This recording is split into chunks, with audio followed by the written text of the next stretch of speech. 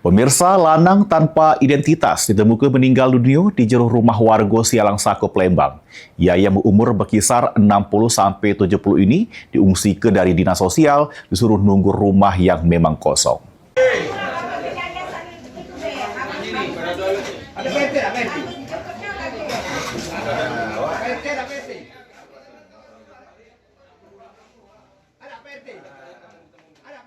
Warga Sialang Sako, Palembang dihebohkan dengan adanya mayat tanpa identitas di jero rumah kosong. Kepolisian yang dapat informasi tersebut langsung ke lokasi, melakukan olah TKP serta memintai keterangan sejumlah saksi. Mayat dibawa ke rumah sakit Bayangkara Monasan, ya, untuk pengecekan datanya bagi atau alat mapis itu bagi dari IDN, keluar datanya itu. Sementara itu. Menurut polisi, lanang yang umurnya diperkirakan 60-70 tahun ini sudah tinggal di rumah tersebut dari seminggu sebelum puasa, namun tidak melapor pada ketua RT setempat. Dari keterangan warga sekitar, korban sedang sakit pas nunggu rumah kosong tersebut. Pak RT, siapa dia tetangganya sebenarnya? Awalnya korban diajak oleh kawannya yang merupakan pemilik rumah untuk nunggu rumah tersebut.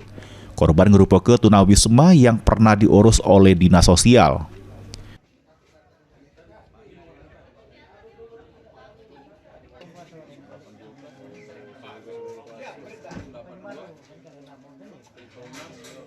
Sehari-harinya memang sudah sakit, bapak ini sudah sakit. Dimungkinkan umurnya sudah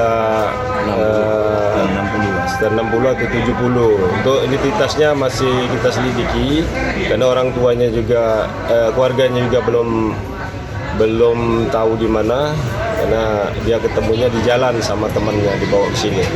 Temannya juga dari dinas sosial bawa ke sini.